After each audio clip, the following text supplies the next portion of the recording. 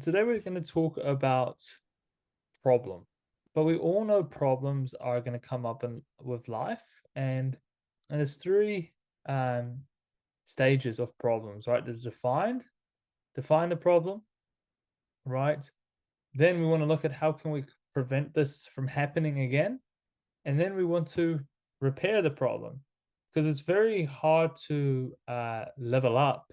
Yes, problems are good. Problems are there to learn, but we need to actually learn from the problem. If we just keep on revisiting the same place over and over again and have the same actions, then we're going to have the same problems come up. So, okay, how can we prevent this from happening, and how can we just repair this and actually learn from the problem? And yeah, life is just about solving problems and challenges, and how can we actually improve from this. And I'm a huge believer in, like, depending on what you believe, it could be like, I know a few people in double digit coaching are religious, so it could be God or whatever religion that you practice, or like with me, I believe in like the universe, um, and so it's just like I believe that challenges or occur from the universe for me to improve and to get better, right? And that's why they come up. It's like if I didn't have the weight issues I did have growing up, and if I didn't go through all the challenges, the bullies, everything like that, and if I didn't um, also then growing up and wanting to be a personal trainer and people being very negative about that about 10 years ago, if I didn't go through all of those challenges, then I wouldn't be the person I am today. So actually those problems and those adversities, I'm very actually thankful for them. So if you're having problems, if things are hard, sometimes it's actually a good thing. And sometimes that we need to, it's all about reframing and handling the stories. It's like, for example, like when I wanted to become a personal trainer, and you can just imagine 10 years ago, or even longer than that, maybe 13 years ago, I wanted to be a personal trainer, and I went from a stage of being like known as the fat one growing up. I lost a lot of weight, but then all of a sudden I wanted to be a personal trainer and to help people to lose weight. You can just imagine that there was a bit of negativity around there, and it did hurt at the time. However, I used that negativity and I reframed and I used that fuel as fire. Okay, well, you're doubting me. You're saying this, you're saying that. Well, I'm going to prove you wrong. And so I use that as fuel to actually propel me forward. So it's about using what's happening around you and reframing it and restructuring it to use it as advantage. And if we can use an advantage, then it can get us there. And a lot of people, it's very easy to compare ourselves with each other, and this is huge. And learning, yes, to the comparison is going to be there, but if we're not careful with comparison, it can be the thief of joy. So I hope Jessie doesn't mind me using her as an example, but with Jessie, she went through an incredible transformation. As you heard, she's lost almost 60 kilos. And and it's been about a year, right, Jessie, that you've been with us? And she was crushing it, everything was going on. And a lot of people were extremely supportive with Jessie.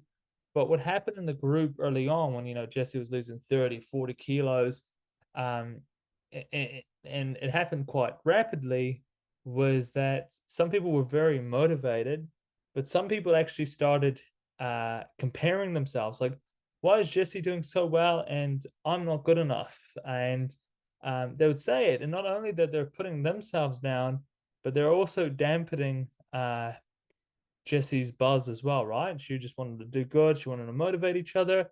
And then it was kind of didn't feel the nicest when that was happening. I think me and Jessie both felt that.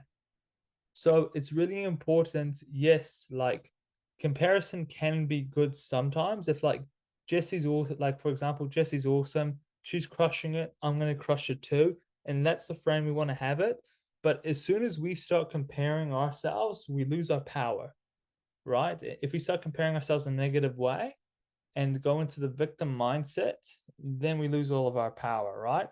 And so, and we lose what's unique about us. So it's very important just to watch the frame of when we're seeing someone winning, just celebrate with them. It's fine. Let's go.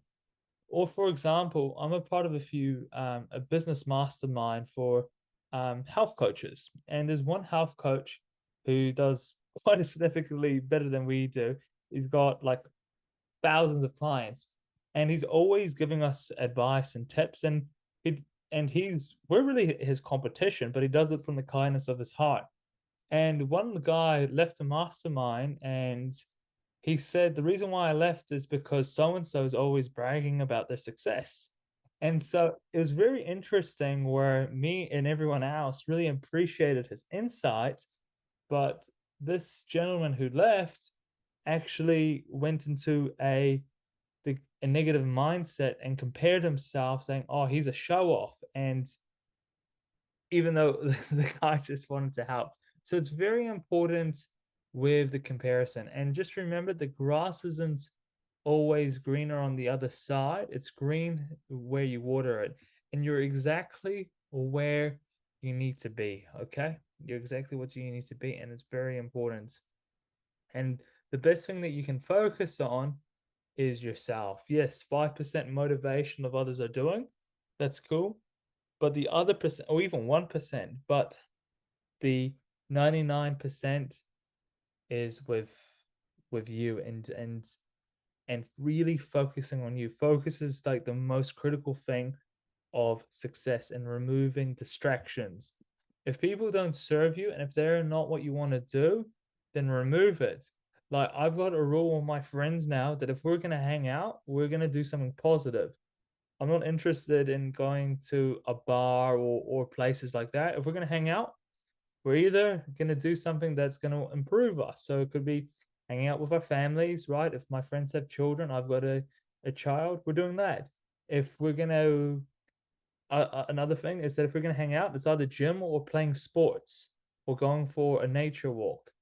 And as well, or it could be like friends who are also coaches, and then we can help each other um, grow our coaching programs. And so if they fit that, that's cool. We can hang out. If not, it's not that I have anything against you. It's just like, you're gonna hold me back. I don't want to be held back. So it's either you're on the train or you're getting right off. And sometimes it is painful to let go of people, but it doesn't serve you and it doesn't serve them.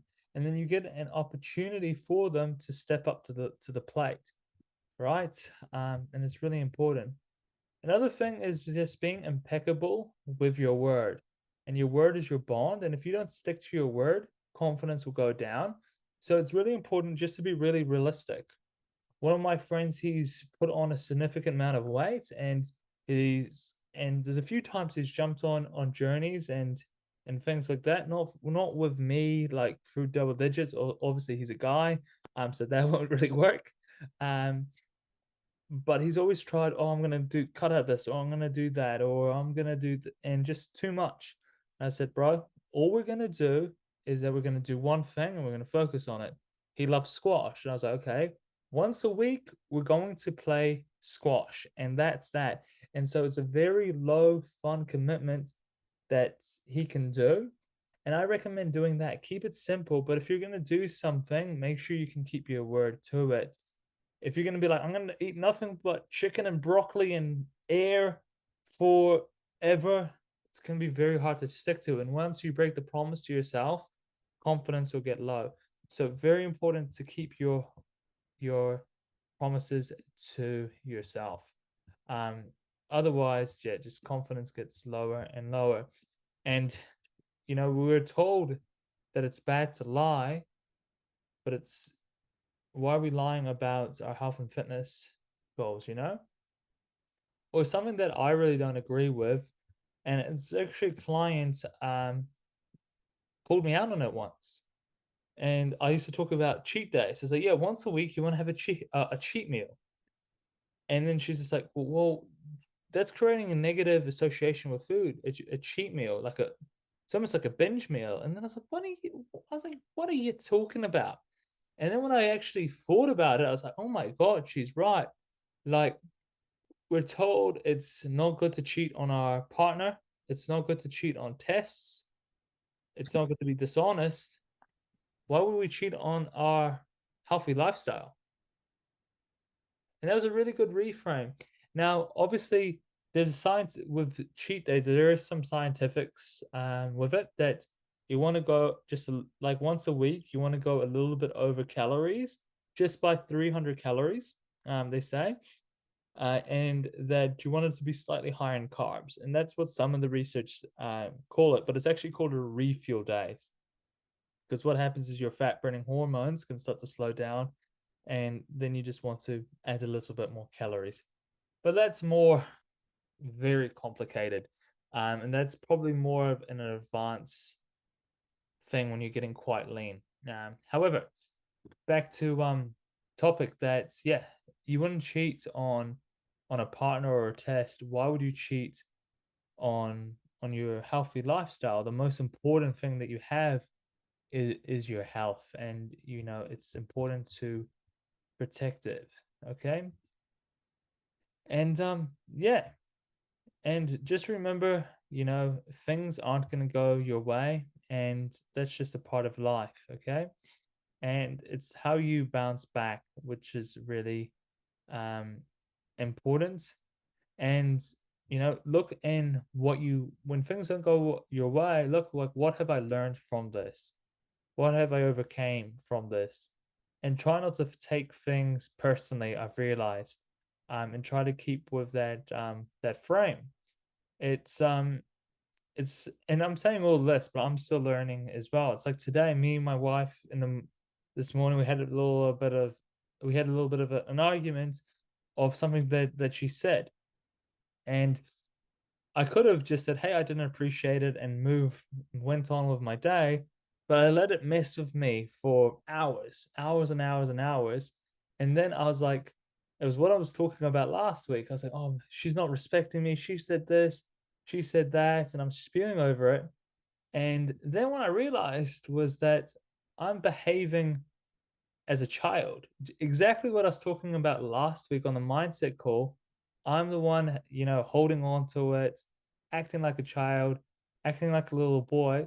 And no wonder why I feel like she doesn't respect me, because really I'm not respecting myself, and I need to grow up and handle my emotions better, um, and really protect the real estate between the ears, and really handle that emotion and take that step back and zoom out.